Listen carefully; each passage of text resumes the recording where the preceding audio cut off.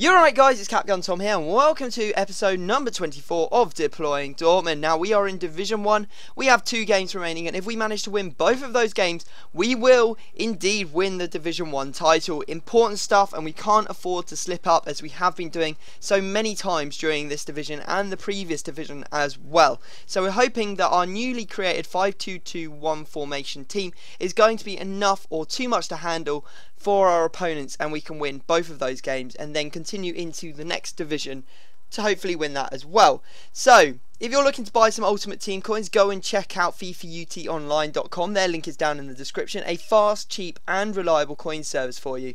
Now, we can see that there's actually quite a lot at stake here. I mean, we got 8,000 coins if we stick at the same level that we're at the moment. If we manage to win, we'll get 10,000 coins and a free premium pack. So that's what we really need to aim to do. Our team looks good. We've got all of our informs in there. It's like almost a full informed team. We can't actually make a full informed team from Borussia Dortmund, but we can almost make a full informed team. Now, our first game is against what I like to call the Batesonator. It's the 3-5-2 Bundesliga sweat team with Royce and S1 up front. However, the only difference I see in it is that he has Wiese in goal rather than Neuer. That's what you'd usually have there. So a very, very strong team, and the guy was actually a very good player. Fortunately, we took the lead through Lewandowski, and in such an important game, we needed to get that early lead. And yeah, to be honest, he was very strong. As I said, you can see here, he manages to equalise. He gets down the wing, he crosses it in, and I was kind of annoyed that I didn't manage to keep that one out. I thought that I should out jump Royce there. Royce isn't particularly, you know, tall or strong or built in any sort of way, so really we should be out muscling him there with our defenders. However, we did manage to get back into the lead. Somehow the ball comes back out to Royce to give us 2-1 advantage. And you see there, this is one thing I'm going to give you advice on. Now, he brought out Felipe Santana from the back, and Felipe Santana was basically the thing that was stopping me from scoring the whole game. Now, I saw him come out, and I absolutely crippled him. I wouldn't have cared if I'd ended up getting a yellow card for that. I wanted to make sure he was out of the game for a good couple of seconds so that I could have a chance of scoring. So it was worth the risk of taking that yellow card. You saw that I immediately scored after, and after that there was a bit of a collapse from him as we managed to get another goal. And we ended up winning 4-1 in a game we probably shouldn't have been that comfortable in, to be honest. The guy was actually very good, and hats off to him for playing all the way through to the end despite, you know, getting trounced a little bit. Now, you can see that the reason I think he's such a good player is his pass accuracy is exactly the same as mine. I usually judge a player on how good they can retain possession in difficult situations. So if I'm defending well and I think I'm putting them under pressure and they've got high pass accuracy, I know that they're a good player because they can, you know, handle the sort of pressure that they're under. So that's a good indicator of how good a person is. Now, our next game is against a 4-1-2-1-2. It looks like a hybrid, but actually it's not really, because it's not getting full chemistry in a lot of positions. The inform Sanchez, he's not on full chemistry, neither is Guardado, he's got no links going into him. And we did take the lead in this game, in the most important game of all. We were using Sheba up front. I think we got Aubameyang on right forward because the other two were out of fitness.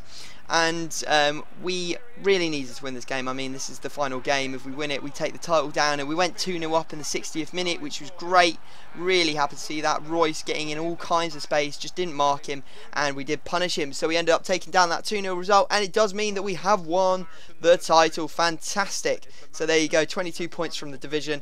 Only needed 21, so he got it with an extra point to spare. That draw, as you can see, proving the difference, I guess, but it wouldn't have mattered even if we had lost that game where we drew, because we would have ended up getting the 21 points anyway. So what am I rambling on about? Oh, we're going to go and open that free gold premium pack I was talking about, and we managed to get Tulalan. Now you may be thinking, who cares about Tulalan? But he's actually a transfer player, so you can see that he has got the AS Monaco transfer card. We also got Diego, is it Alves? No, Diego Lopez, that's the one. The Diego Alves is the Brazilian La Liga keeper. I always get confused between those two. But that was actually a half decent pack, because we can go and sell that Diego Lopez on for 1.5k, the Tulalan on for about 1k. So some good profit to be made there. And you can see that we go off and make a signing, and we're going to go and buy the informed Nuri Sahin for 23,000 coins. What a bargain that is. I mean, he's quite highly rated, 83, only 22,000 coins. That's really good. And we don't need to change his position. We can just change his formation, and he will get full chemistry because of the number of strong links going into him. So we'll quickly whip out his other player card. I didn't really enjoy using that all that much. Hopefully this one's going to be slightly better, but we'll have to wait and see. And there he goes. He gets dropped into the squad. We're going to apply the 5-2-2-1 card to him, and he will now be on full chemistry. So there we go. Team's on full chem. We've got an extra inform in the team, although we have got one on the bench now as well. I think the only unique inform that we still need to get is Hummels. So Hummels is the only one that we haven't got that doesn't have a second inform, etc, etc. And you can see Sahin there getting the tick on the checklist. We now have 6 normal informs, 2 man of the matches and 3 team of the seasons to acquire before we have completed this series. So it doesn't seem too far away, but we'll get to that as we go. So we're going to go into our next game, brand new division. Can we get some results in this division and take us through to another title? That would be nice to think, wouldn't it? Hopefully one of these packs one day will contain a player that's worth some money, and not rather than these you know, players that aren't really all that valuable. Now we come up against his team, and he's got a full Belgian team. It's very deadly looking. I mean, it's got the likes of Vertonghen at the back, team of the season Benteke, a whole bunch of other team of the seasons, including team of the season Courtois. And he does take the lead in the 10th minute, which I was kind of annoyed about because it put me on the back foot. However, we did manage to get back into the game just after half time. Kind of lucky, the ball coming back out to Lewandowski, and we did end up going back on level terms. So I was like, yes, we're back in this. I'll stay strong at the back and I'll make it difficult for him. I won't let him score. And unfortunately, someone came and knocked on our door, and I'm the only one in during the day, so I knew it was going to be like someone asking for directions or a delivery or something.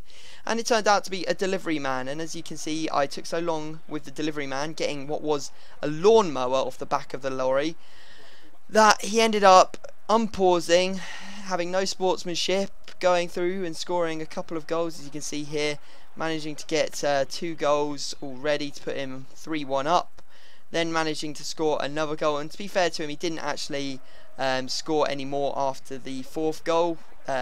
We were 4-1 down and when I actually came back, and we did manage to get 1 goal back. So, you know, I didn't have any grudges with him scoring those goals. You know, everyone would do that in that situation. If someone put the controller down, you 1-1, you don't know if they're coming back, you just end up doing that. But what I did begrudge him for was playing it round the back when he was 4-2 up from the 84th minute, when he'd already had 3 really cheap goals. I don't know what you guys think of that. Maybe you can put it down in the comment section. I know it's massively my fault for going and answering the door. I did think about just ignoring it completely and just letting the guy go off and take whatever it was away with him, but I decided I couldn't do that and I had to go and sort him out. So I don't know what you guys do in that situation. Maybe you've got some tactics. Maybe you open your window and shout for them to post it through the door or leave it on the doorstep. I don't know. Maybe you can drop a comment and tell me what you guys do. So we're in our next game and we're hoping to make amends, and it was a very tough game. You saw there Loris making 1 save, and it wasn't until the very last minute of the game when we hit him on the break and Royce managed to become free. Błaszczykowski just sat there and waited, because that's how I think the best way you can cut it across the face of goal in that situation. You saw that his player was trying to block both the attempted shot and the pass off to Royce. Now if I stop, he's going to keep going back. It opens up a couple yards of space, and it's such an easy move to do. You literally just press the LB button and then you're done. You don't have to do any skill moves or anything, and you can have an easy pass off to Royce. As you saw, it worked. We ended up getting a goal, which is fantastic. We end up winning the game 1-0, take our 3 points down, and we end the episode on a high. So guys, I hope you have enjoyed the episode. Drop a like for the signing of Inform Nuri Sahin, but other than that, I'm going to have to leave it there, and I will see you all next time.